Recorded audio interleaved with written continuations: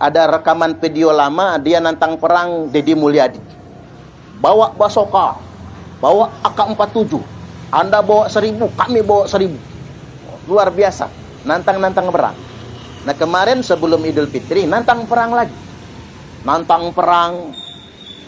Nah yang saya sayangkan pemerintah membiarkan. Mengapa saya katakan pemerintah membiarkan? Sudah jelas ada videonya, jelas ada buktinya, tapi tidak ada tindakan hukum terhadap yang bersangkutan. Ini kan provokasi, melanggar sila ketiga Persatuan Indonesia.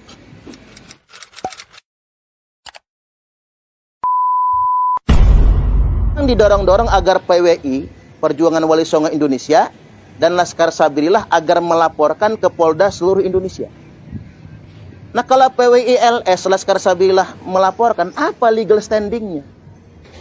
Apa haknya untuk melaporkan? Mestinya ini bukan delik aduan. Mestinya ini nggak perlu laporan. Negara ini sudah provokasi. Dia ngajak bawa pedang, bawa golok, bawa celurit, bawa basoka, bawa AK-47. Ini kan provokasi, ngajak perang. Nah ketika negara tidak hadir terhadap provokator yang semacam ini, akhirnya masyarakat kemudian berpikir, preman masih merajalela di negeri kita ini. Termasuk preman berjubah. Hati-hati Bapak Ibu. Istilah preman berjubah itu ada dalam hadis Nabi. Beliau bersabda, abghadul ibad ilallah. Hamba Allah yang paling dibenci adalah, hamba Allah yang paling dimurkai adalah, man kana thawbuhu khairam min amali. Orang yang pakaiannya lebih istimewa daripada kelakuannya. Antakuna thiyabuhu thiyabal anbiya wa amaluhu amalal jabbarin, di mana pakaiannya pakaian kenabian tapi kelakuannya kelakuan preman. Ini hadis Nabi. Jadi ada istilah preman berjubah. Mereka menggunakan imamah udeng-udeng, mereka menggunakan jubah putih, tapi teriak-teriak ngajak perang provokasi, bahkan membangun narasi mendelegitimasi pemerintah yang sah. Maka saya menghimbau kepada pemerintah, sudah ada jejak digitalnya, sudah ada videonya. Siapapun yang memprovokasi, merusak persatuan dan kesatuan, bisa ditegakkan hukumnya, bisa ada penindakan dan penegakan hukum tanpa harus ada aduan dari masyarakat. Salam Pancasila. Gila. Terima kasih.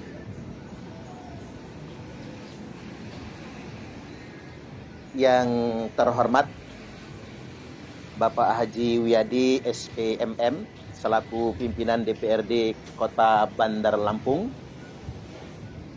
dan juga narasumber pertama Kakanda Haji Suheli, kemudian Ustadz Ansori sahabat saya yang buat manis tuh, janggut gitu ya. Kemudian Mbak pembawa acara sekaligus moderator. Kalau Pak Wiyadi ini yang buat manis apanya Bu? Hidungnya ya Bu? Iya. Hidungnya semuanya. Mantap. Ini komentar mak-mak nih Pak. Ini mak yang komentar. Kita doakan suatu hari nanti beliau jadi wali kota Bandar Lampung. Amin. Baik, pada kesempatan kali ini saya hendak melanjutkan pemaparan dari Kakanda Suheli terkait dengan Pancasila. Saya ingin mengerucut pada implementasi Pancasila dalam kehidupan sehari-hari berbangsa dan bernegara. Indonesia ini menganut sistem demokrasi, tapi bukan demokrasi barat, bukan demokrasi liberal. Tapi kita punya konsep sendiri tentang demokrasi Pancasila. Sila yang pertama, ketuhanan yang Maha Esa. Mengapa demikian? Karena para pendiri bangsa kita adalah orang-orang yang bertuhan. Mengapa kalimatnya ketuhanan? Karena pada dasarnya sejatinya yang berbeda itu adalah agama. Sejatinya kita semua bertuhan. Itulah mengapa kita memilih kalimat yang universal, ketuhanan yang Maha Esa. Dulu ada yang coba mencantumkan kalimat yang terlalu spesifik, yakni dan kewajiban umat Islam menjalankan syariat agamanya. Itu tidak lagi universal. Itu menjadi sangat spesifik. Indonesia bukan negara agama, tapi Indonesia merupakan negara kesepakatan.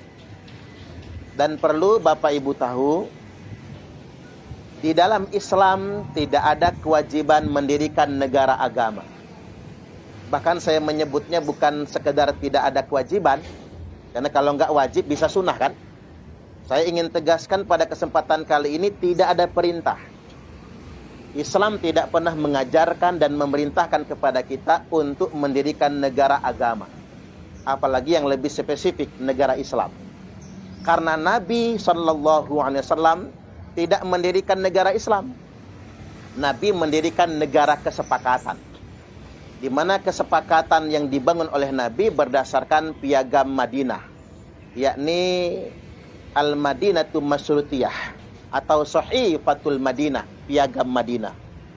Nah, inilah yang dicontoh oleh pendiri bangsa kita.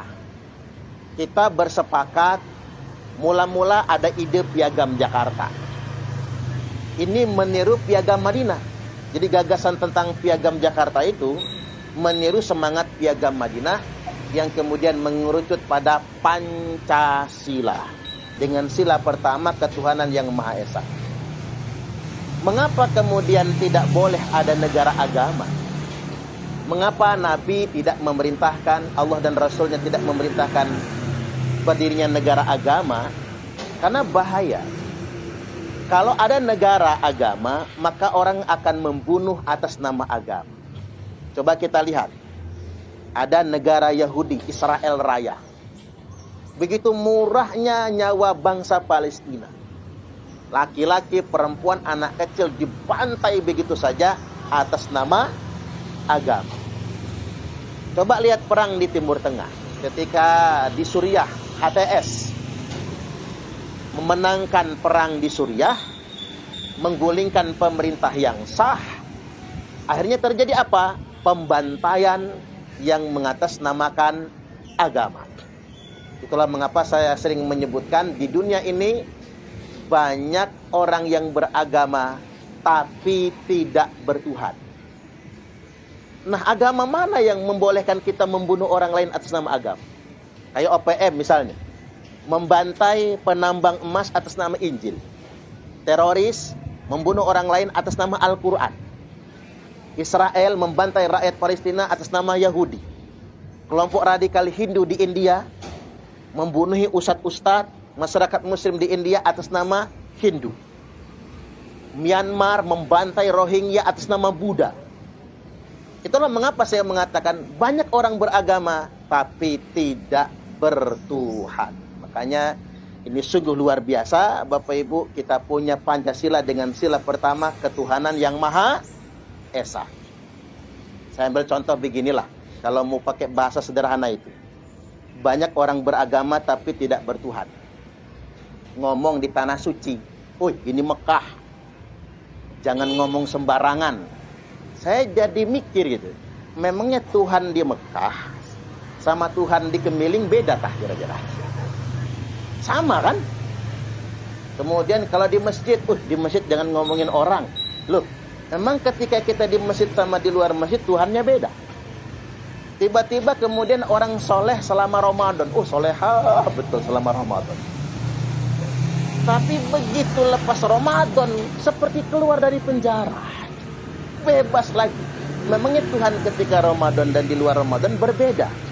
Inilah mengapa saya mengatakan banyak orang beragama tapi sejatinya mereka belum bertuhan. Yang paling konkret begini. Orang Indonesia ini paling takut makan babi. Ya Pak ya? Geger kalau ada bakso babi. Pasti geger itu. Tapi orang Indonesia berani makan uang korupsi. Ya Pak ya? Ini kan anomali sebetulnya. Berarti mereka cuma beragama, belum bertuhan. Seakan-akan yang dihukum Tuhan cuma yang makan babi. Yang makan korupsi nggak dihukum. Nah, ini kan perlu kita sadari ya. Yang kedua, kemanusiaan yang adil dan beradab. Betapa Islam menjunjung nilai-nilai kemanusiaan. Saya ulangi, betapa Islam menjunjung tinggi nilai-nilai kemanusiaan. Allah Subhanahu wa taala telah berfirman, "Man qatala nafsan bi ghairi nafsin aw fasadin fil ard faka'annama qatalan nasa jami'a." Barang siapa yang menghilangkan satu nyawa, maka faka'annama qatalan nasa jami'a, maka seolah-olah dia telah menghilangkan nyawa semua umat manusia. Wa man ahyaha, dan barang siapa yang menyelamatkan satu nyawa, faka'annama ahyan nasa jami'a, maka seolah-olah dia telah menghidupkan semua umat manusia. Makanya kadang-kadang begini, hilang nilai kemanusiaan kita ketika kita begitu mudah menghilangkan nyawa orang lain. Kadang-kadang hanya sekedar gara-gara dia maling motor. Saya tahulah kita kesel banget sama yang suka maling motor itu. Cuman kan nggak mesti diganti sama nyawanya kan. Ini kan kita juga mesti mawas diri, Pak. Karena psikologi massa itu kan begini. Ketika kita sedang berkerumun, kemudian disertai dengan emosi, kadang rasa belas kasihan kita hilang. Sampai minta-minta ampun itu. Yang nyuri motor, tetap aja kita gebuk sampai otaknya berceceran. Berarti sebetulnya kita sudah nggak Pancasilais. Kemanusiaan tidak ada lagi pada diri kita. Bahkan seperti yang saya katakan tadi, tidak ada lagi Tuhan. Karena mengapa? Tidak ada lagi jiwa nilai-nilai kemanusiaan. Padahal menghilangkan nyawa orang lain itu sama saja kita membunuh semua umat manusia. Apalagi kemarin kejadian di Waikanan. Polisi sedang melakukan pembubaran. Itu pembubaran ya Pak. Pembubaran terhadap judi sabung ayam. Yang namanya pembubaran gak harus bawa polisi militer. Namanya pembubaran, bukan penangkapan. Target polisi di Waikanan itu bukan nangkep, membubarin doang. Mengapa itu mesti dibubarkan? Ya bulan Ramadan. Apa kata orang gitu? Judi sabung ayam kelas besar terjadi di bulan suci Ramadan. Maka dilakukan pembubaran. Cuman sayangnya 3 anggota ditembak mati di tempat oleh oknum anggota menggunakan senjata dan langsung tembak mati Bapak Ibu. Ini kan persoalan bagi kita, betapa nyawa manusia tidak dihargai. Kadang-kadang karena orang awam ini main komentar aja itu Pak. Padahal sebetulnya kemarin itu kalau nggak ditembak mati, ya nggak ada terjadi apa-apa. Ya cuman bubar aja macam begitu. Sudah mati Bapak Ibu masih difitnah. Dikatakan sang Kapolsek suka nerima setoran. Padahal AKP Anumerta Lusianto itu sangat pantang nerima setoran. Rumahnya sederhana Pak. Jelek, masih bagus jauh rumah kita. Bahkan dia untuk wisuda anaknya harus nge-grab. Di luar tugasnya nyambi taksi Bapak Ibu. Nyambi nyupir demi ngumpulin duit untuk wisuda anak. Dan ini guru ngaji loh. Imam musola guru ngaji. Saya sempat mikir, ngapa sih yang mati itu harus orang baik kan begitu Pak? Enggak yang jelek aja ketembak itu gitu loh. Yang nakal-nakal itu harus dia gitu. Dia sudah gugur dalam tugas, difitnah yang bukan-bukan lagi. Jadi menurut saya ini tidak ada kemanusiaan sama sekali. Nah, kemudian yang ketiga, Persatuan Indonesia. Saya sangat memprihatinkan muncul sosok Rizik Syihab yang dia nantang perang. Dulu ada rekaman video lama dia nantang perang Deddy Mulyadi. Bawa basoka, bawa AK-47. Anda bawa 1000, kami bawa 1000. Luar biasa, nantang perang. Nah kemarin sebelum Idul Fitri nantang perang lagi. Nantang perang. Nah yang saya sayangkan pemerintah membiarkan. Mengapa saya katakan pemerintah membiarkan? Sudah jelas ada videonya, jelas ada buktinya, tapi tidak ada tindakan hukum terhadap yang bersangkutan. Ini kan provokasi. Melanggar sila ketiga Persatuan Indonesia. Ini kan mestinya bukan delik aduan. Ini sekarang didorong-dorong agar PWI, Perjuangan Wali Songo Indonesia, dan Laskar Sabilillah agar melaporkan ke Polda seluruh Indonesia. Nah, kalau PWI-LS, Laskar Sabilillah melaporkan, apa legal standingnya? Apa haknya untuk melaporkan? Mestinya ini bukan delik aduan. Mestinya ini nggak perlu laporan. Negara harus hadir. Ini sudah provokasi. Dia ngajak bawa pedang, bawa golok, bawa celurit, bawa basoka, bawa AK-47. Ini kan provokasi. Ngajak perang. Nah, ketika negara tidak hadir terhadap provokator yang semacam ini, akhirnya masyarakat kemudian berpikir, preman masih merajalela di negeri kita ini. Termasuk preman berjubah. Hati-hati Bapak Ibu. Istilah preman berjubah itu ada dalam hadis Nabi. Beliau bersabda, abghadul ibad ilallah. Hamba Allah yang paling dibenci adalah, hamba Allah yang paling dimurkai adalah mangkana taubuhu khairam min amali. Orang yang pakaiannya lebih istimewa daripada kelakuannya. Angtakuna thiyabuhu thiyabal anbiya wa amaluhu amalal jabbarin, di mana pakaiannya pakaian kenabian tapi kelakuannya kelakuan preman. Ini hadis Nabi. Jadi ada istilah preman berjubah. Mereka menggunakan imamah udeng-udeng. Mereka menggunakan jubah putih. Tapi teriak-teriak ngajak perang provokasi. Bahkan membangun narasi mendelegitimasi pemerintah yang sah. Maka saya menghimbau kepada pemerintah. Sudah ada jejak digitalnya. Sudah ada videonya. Siapapun yang memprovokasi, merusak persatuan dan kesatuan, bisa ditegakkan hukumnya. Bisa ada penindakan dan penegakan hukum tanpa harus ada aduan dari masyarakat. Agar mengapa terjaganya kedamaian dan persatuan dan kesatuan. Kemudian yang berikutnya, hati-hati Bapak Ibu. Halo? Ini hati-hati dalam hidup berbangsa dan bernegara ini, kita jangan terjebak isu, Pak. Ada pihak-pihak tertentu dalam tanda kutip diduga memang ingin menciptakan kegaduhan.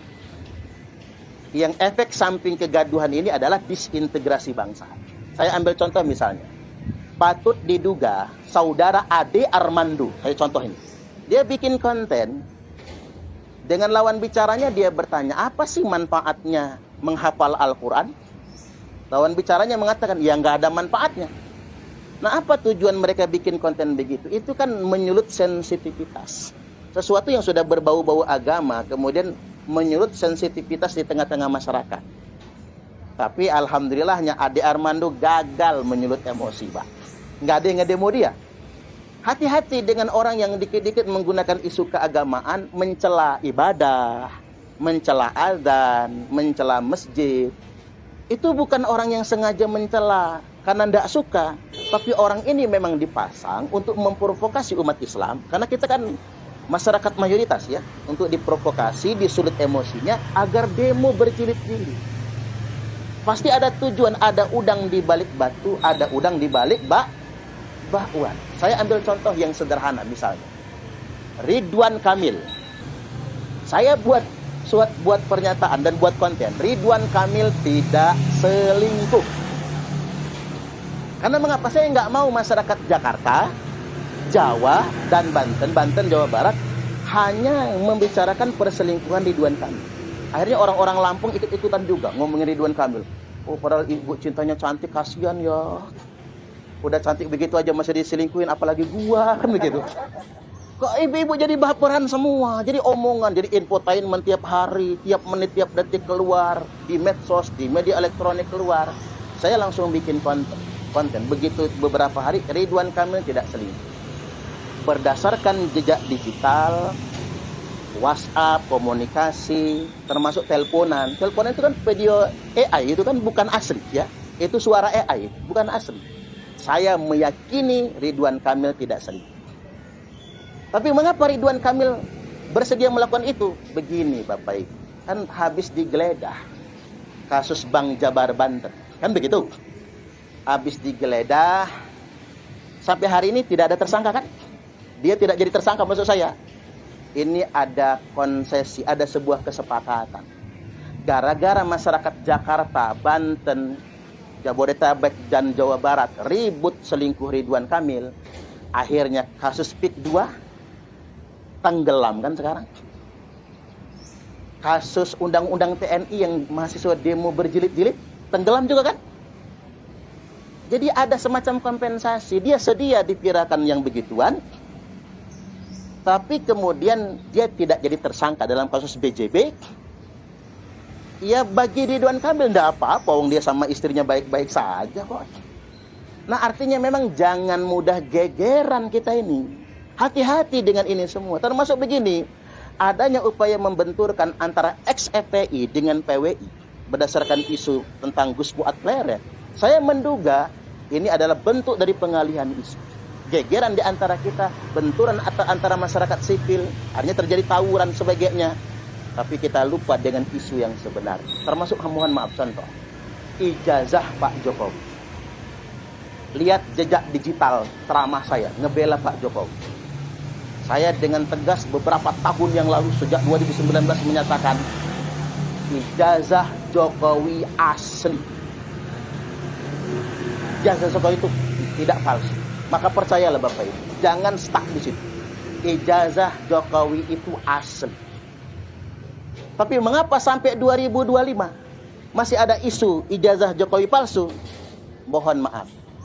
Ijazah Jokowi dalam tanda kutip dibiarkan palsu.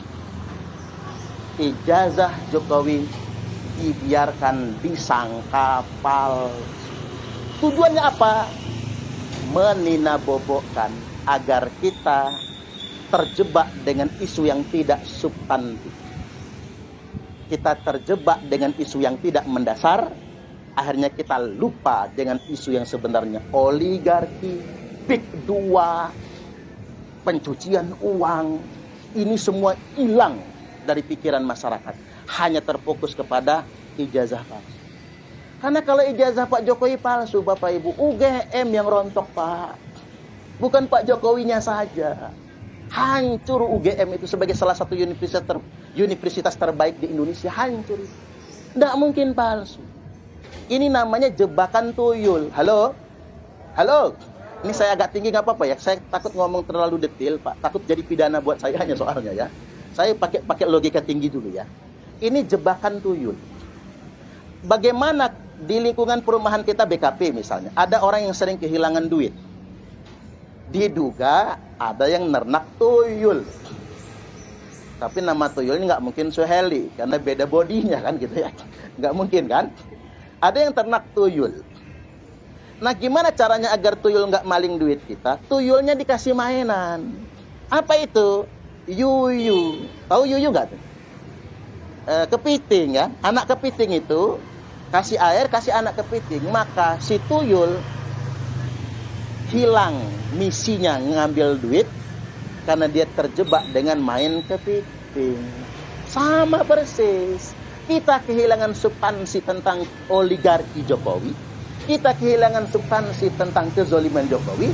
Yang kita pikir cuma ijazah Jokowi.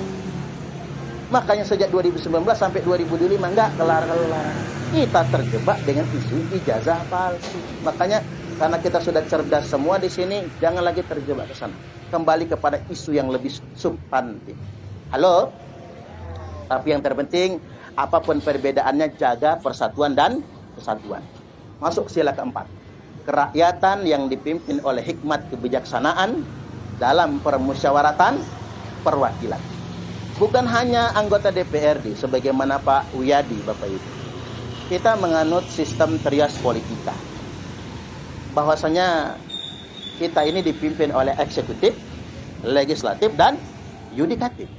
Tiga-tiganya ini wakil rakyat. Jadi jangan disangka yang mewakili rakyat itu cuman legislatif, tidak. Eksekutif dipilih oleh rakyat. Berarti kan wakil rakyat juga kan? Kemudian yudikatif, penegak hukum itu yang gaji siapa? Rakyat kan? Maka mereka semua adalah mewakili rakyat. mewakili masyarakat. Maka mau tidak mau eksekutif, legislatif maupun yudikatif harus memperjuangkan kepentingan masyarakat. Saya ambil contoh sederhana Bapak Ibu. Sekarang yang lagi trending itu kan siapa? Gubernur Jawa Barat ya, Kang Deddy Mulyadi. Ternyata memang begini, ketika kekuasaan itu digunakan untuk menolong rakyat, luar biasa dukungan dari masyarakat. Ya kayak Kang Deddy Mulyadi melarang menahan ijazah misalnya kan. Ya dari awal sebetulnya Pak Wiyadi sudah datang ke sekolah-sekolah Pak ngambil ijazah. Makanya beliau pantas jadi wali kota Bandar Lampung ya. Amin, tepuk tangan dulu, tepuk tangan. Karena begini, kalau legislatif itu perannya terbatas Bapak Ibu. Dia bukan eksekutor. Walaupun untuk beberapa hal bisa mengeksekusi, itu pun mesti ada kedekatan sama wali kota. Kalau nggak punya kedekatan ya dipangkas. Makanya anggota dewan nggak bisa musuhan sama wali kota itu. Tapi kalau ingin betul-betul mengatasi masalah di masyarakat kita, ya nggak bisa jadi legislator saja, Pak. Harus jadi eksekutor. Harus. Makanya orang-orang baik harus kita pilih sebagai pemimpin. Jadi jangan sampai kita milih karena uang. Bayangkan nih, orang sebagus Pak Wiyadi gitu. Kalau nggak punya modal, Pak, susah juga terpilih. Nah, kita ini susah. Yang kita kasih tahun yang lalu, dilupakan. Sebulan yang lalu, masih dilupakan. Seminggu yang lalu, masih dilupakan. Kalau mau ngasih malam, besok pencoblosan. Gitu. Bahkan ibu-ibu ini dikasih suaminya uang belanja 100.000 sehari. Tak ulangi. Istri dikasih suami uang belanja 100.000 sehari, masih merengut, masih marah, nggak terima. Tapi dikasih caleg 100.000 buat 5 tahun, nyengir langsung. Jadi kita tuh kadang-kadang lupa dengan jasa. Yang kita lihat yang instan, begitu Bapak Ibu. Nah kemudian yang berikutnya terakhir, keadilan sosial bagi seluruh rakyat Indonesia. Bicara tentang keadilan sosial, kita hari ini ya Bapak Ibu harus mereduksi mental subsidi. Betul kalau kata Kang Eli tadi, ngapa kok pikiran kita selalu BLT? Selalu bansos. Ya nggak akan pernah maju bangsa kita. Karena yang kita pikir itu bantuan langsung tunai. Dan anehnya lagi orang Indonesia ini kan negara masyarakat yang konsumtif. Dikasih BLT bukan beli beras loh, ganti HP. Ini masyarakat kita. Saking konsumtifnya masyarakat kita ini, baru saja ngehonor, gaji 2 juta sebulan. Duit dikumpul-kumpul, udah ngumpul beli iPhone. Baru saja diangkat pegawai P3K, atau baru jadi ASN. Malah ngeridit mobil Avanza. Cicilan 5 juta sebulan. Kan tidak masuk akal. Duit dikumpul-kumpul, ditabung-tabung. Begitu nikah, hajatan di gedung, atau pakai taruh 100 unit, 1000 rantang dan kunjungan, habis nikah banyak utang tinggal dikontrakan.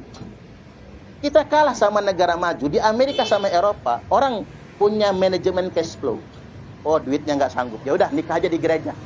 Panggil 10 teman orang tua, saksikan, udah habis itu bulan madu ke Bali. Nah kita. Dan anehnya orang kita ini begini Bapak Ibu. Kalau ngutang-ngutang sama kawan, tapi lupa bayar. Kalau ngutang-ngutang ke warung tetangga, tapi ketiban punya uang jajan ke Indomaret. Ini masalah di kita ini. Masalah Bapak Ibu. Jadi kita susah sejahtera itu karena mentalitas kita, Pak. Mentalitas kita yang salah. Dan selalu ingin disubsidi. Makanya saya itu paling bersuara terhadap makan bergizi gratis. Sebetulnya itu makan siang gratis tadinya kan, bukan makan bergizi gratis. Mengapa orang nggak pakai istilah makan siang gratis? Karena orang Barat udah duluan. No free lunch. Tidak ada makan siang gratis. Keju gratis hanya ada di perangkap tikus. Keju gratis hanya ada di perangkap tikus. Kalau bahasa orang kita, ikan asin gratis hanya ada di perangkap tikus. Jadi kalau kita mikirnya yang gratis-gratis ya kita ini tikus dong berarti kan. Kita ini hanya diperangkap saja, itu jebakan. Ini hati-hati dengan itu semua. Padahal sebetulnya anggaran makan bergizi gratis yang 300 triliun itu kan kalau dikonversikan ke infrastruktur saja. Kalau 300 triliun per tahun ganti ke infrastruktur, satu provinsi dapat 10 triliun per tahun. Alangkah bagusnya jalan se-Indonesia Raya tercinta ini, Pak. 10 triliun setahun. 5 tahun Bapak Ibu, nggak ada lagi jalan jelek. Bagus semua. Atau diganti saja, anggaran makan bergizi gratis itu dikonversi menjadi program sekolah bebas biaya. Tepuk tangan dulu. Dari mulai SD sampai perguruan tinggi, tapi jangan SMA. Makanya saya cocok sama Pak Deddy Mulyadi itu. Dia menghapus sistem seleksi masuk SMP SMA. Ngapa? Ya ngapain diseleksi? Ini kan wajib belajar.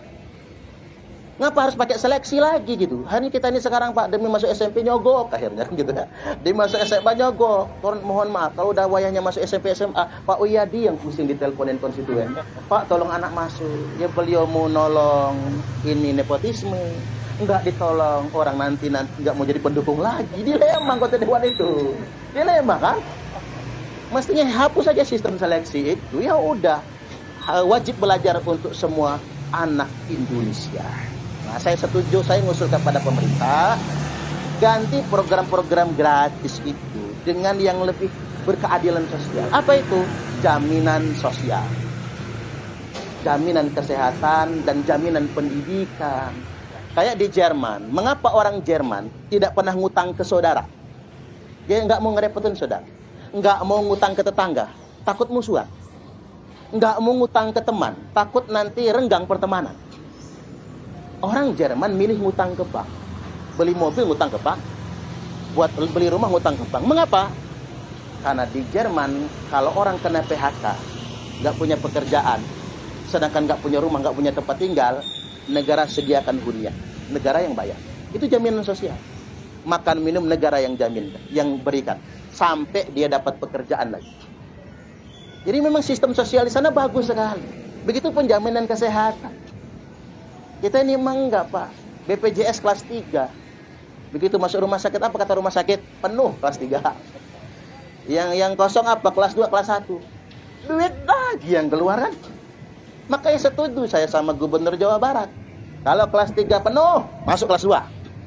Kelas 2 penuh, masuk kelas 1. Kelas 1 penuh, masuk VIP. VIP penuh, masuk VVIP. Nah, yang bayar siapa? Pemerintah Jawa Barat. Wih, keren. Pokoknya titip Pak Uyadi kalau jadi gubernur nanti ya.